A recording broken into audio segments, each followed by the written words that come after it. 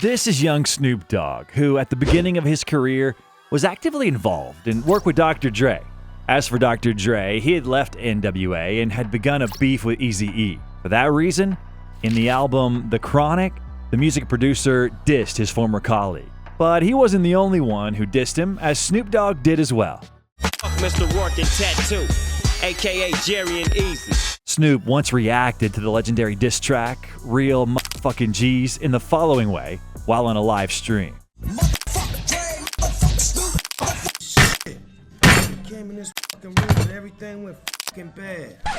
All right. We're just kidding. This is how it actually went.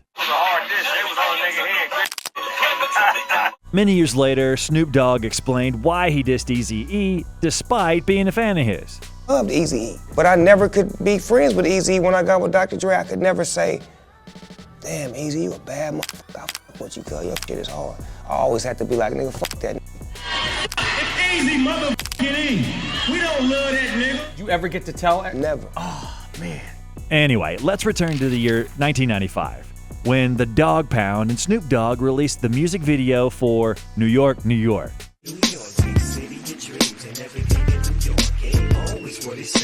Mobb Deep did not like this music video. Because Snoop and them did a video, kicking over the New York buildings. Therefore, as a response, they released the track LA, LA. LA, big city of dreams, but everything in LA ain't always what it seems. The most notable thing to happen during the shooting of the music video for New York, New York was a shootout, which took place after Biggie said the following on one of the radio stations. I can't believe New York allows the Dogg Pound and Tupac to shoot a clip in our city, in the heart of Times Square. However, Tupac wasn't there. Corrupt and Snoop Dogg called up Suge and Tupac, and Pac said, they tried to kill homies from the Death Row family?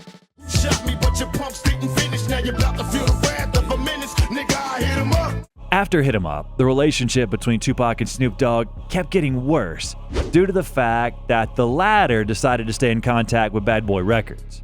The pinnacle was when Tupac, Snoop, and the whole Death Row crew were in New York in early September 1996 for the 1996 MTV Music Video Awards.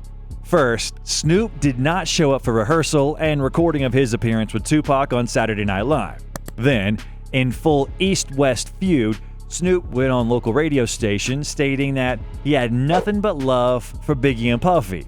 Tupac was especially offended because, as Napoleon of the Outlaws recently stated in an interview, Snoop and Tupac had been recording songs dissing the two just before stating these words. Bro, I heard it. I remember he called us in the studio and was like, Pot, listen, I got at him. Listen to the lyrics. Those lyrics I never forgot. An uncomfortable flight back west later, during which Snoop would fear for his life, as he would later say on numerous occasions, the two rappers went their separate ways. Tupac got fatally shot just a couple of days later, without an opportunity to settle the argument. In an interview, Snoop recounted his final meeting with Tupac, when the two were on a flight. Having conversations and doing all kinds of things, ain't saying nothing to me. Pop, you going to Vegas to the fight? I said. According to Suge Knight, one more issue was contributing to the deteriorating relationship between Tupac and Snoop Dogg that worsened by the day. But like Pac and Snoop at the end hated each other. And you could tell that by the simple fact that when Snoop did Dogfather, Pac was not on that one song. Pac didn't like Dre. That would change the Death Row camp because of the jealousy of Tupac. Because Tupac was all of a sudden now, he's this major star, he getting all the light, he getting all the attention. The most interesting thing is that, quite recently, Snoop Dogg revealed in an interview on Big Boy TV that he doesn't like Tupac's diss track. Even when he played Hit 'Em Up the song, I didn't like the song. Did you feel like it was I didn't too like much? it. Right. You buying more problems, cuz. Like, you're buying problems. Napoleon and Reggie Wright Jr. were absolutely blown away by Snoop's words. He was expressing his love for Hit 'Em Up. He was in the studio bopping his head. He was on the stage when Pac was performing it, singing the lyrics with him at the House of Blue. Maybe some of the things that he couldn't tell Pac face to face. Snoop's a motherfucking lie. Look at him on the stage at the House of Blues. Look at him. For the record, concerning Biggie, things are equally as complicated. Sure, Snoop Dogg has continued to declare that he and Biggie Smalls were always amicable and close. However, in an interview with the Art of Dialogue podcast, Diddy's old bodyguard, Gene Deal, exposed that In reality, Biggie Smalls hated Snoop Dogg and never had respect for him. Although it is known that both Snoop Dogg and Biggie Smalls met up in Atlanta after Tupac's death in 1996 to put to bed any issues. As far as Gene Deal is concerned, that rendezvous was meaningless and completely fake. What picture you see with Snoop and Big while they was out there?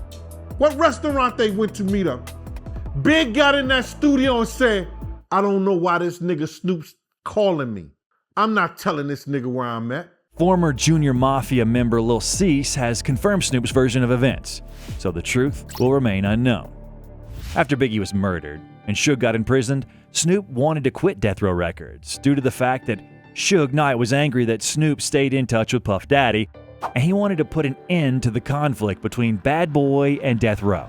It's all good between me and him. That's my peoples. For real, that's what we came here for. We came in to light it up and ride it up. We make music for him. For that reason, when Snoop decided to speak to Suge, this was the response that he received. Fuck you bitch ass niggas. That's the word I got back. So it made me feel like f***ed up because it's like, you see me trying to reach out and show love, and this the message that you send. On top of that, Snoop didn't seem to be too happy with Suge Knight's words at the Source Awards ceremony where he accused Puffy of making appearances in the works of all his proteges.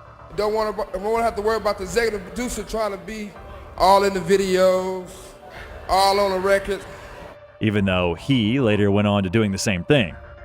Want to cover the magazine with me and Tupac? What are you doing? Why are you up here? It's not enough room for all three of us. At some point, their relationship got so bad that Suge Knight wanted to have Snoop killed. He wanted action when I was in the blind, when I didn't have no help, when I didn't have no team, and when he could stack a team. I was working against the devil, and through the grace of God, Master P. Generally speaking, the founder of No Limit, Master P, paid a few $1 million so that Snoop Dogg can be freed from his contract. In return, Suge Knight hinted that Snoop is a snitch. A rat is the lowest you can go. A rat will do anything. But you don't think Snoop was a rat? I mean, I don't want to make Alice. I don't need to put nobody out there. Okay. If I do, that's like a form of telling. But for the street guys out there, they know. They know this guy never come to prison. They know the only way to stay out of prison is one way. The thing is that according to rumors, in 1998, Snoop told police that he felt he was in grave danger as a result of leaving Death Row Records, according to a memo produced within the Los Angeles County Sheriff's Department. The rapper also told a sheriff's lieutenant that Knight had Tupac killed, the memo states. But no one was ever charged in the case. By the way, this issue was actively discussed a few years back when rapper 6ix9ine spoke out about these documents. Snoop Dogg's paperwork right here. Snoop Dogg's paperwork for everyone to see. Everybody to see. Snoop Dogg's paperwork. Snoop Dogg commented on the issue saying, "People know I ain't have nothing to do with Suge Knight getting time. We had the same lawyers. This rat reaching, calling me a snitch and FYI, he most likely drew up the papers. He do work with the police. Suge and me on great terms now, so if I told on him, we would never be cool, and that's a fact." Next up, we'll discuss Snoop's inexplicable hate towards Eminem. In 2020, Snoop Dogg spoke about his relationship with Dr. Dre, naturally included Eminem in the conversation. Snoop said that Eminem is considered to be white hope in rap, but he is not in the top 10. Put Eminem in a position where he could be labeled as one of the top 10 rappers ever? I don't think so. But the game feels like he's top 10 lyricists and all that comes with it. But that's just because he's with Dr. Dre, and Dr. Dre helped him find the best Eminem that he could find. When you're talking about this hip-hop shit that I can't live without, I can live without that. Eminem responded in the song Zeus. Marshall said that he's used to being dissed, but he's not used to being dissed by people in his own circle. You was like a damn god to me. Man, not really. I had dog backwards. After the diss track, Snoop posted the following on Instagram. People who can't communicate think everything is an argument. Back in the day, if someone hated you, it meant you did something wrong. Nowadays, it means you did something right. After that, Eminem discussed the details of the situation on Shade 45, where he said that when Snoop spoke about him in the interview, it was all acceptable up to the point where he mentioned that he could live without Eminem's music. Marshall felt like that was disrespectful. And I have never in my career said a disrespectful word about Snoop Dogg. On an Eminem fan page, Snoop responded to these words saying, "Pray I don't answer that soft-ass shit." And also, to better explain the full scope of things, it's worth noting that nothing is ever forgotten on the internet. And people found an old interview of Snoop Dogg where he said that he doesn't listen to Eminem's music, and he referred to the song Stan as being nonsense. Write me a letter. I want to come see you. You're my favorite fan. All I wasn't on that bullshit. In 2021, Snoop showed a snippet of the song Talk That Shit to Me, in which we can hear some remarks that could possibly be targeted at Eminem. In the second verse, he recalls the word kamikaze, and kamikaze is the name of Eminem's album. Kamikaze for me in my concentration camp. Then there's a reference to M's song Superman. Play Superman, I'll be your kryptonite. The so-called beef could only get more intense. However, after Dr. Dre ended up in the hospital because of a brain aneurysm, fans urged them to have peace talks.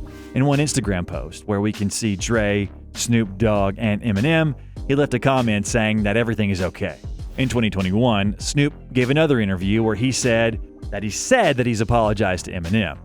And I felt like I was out of pocket. You know what I'm saying? And I apologized to him and I let him know. And I'm just better at myself. You know what I'm saying? I make mistakes. I ain't perfect. I'm Snoop Dogg. In 2022, Eminem and Snoop Dogg collaborated together.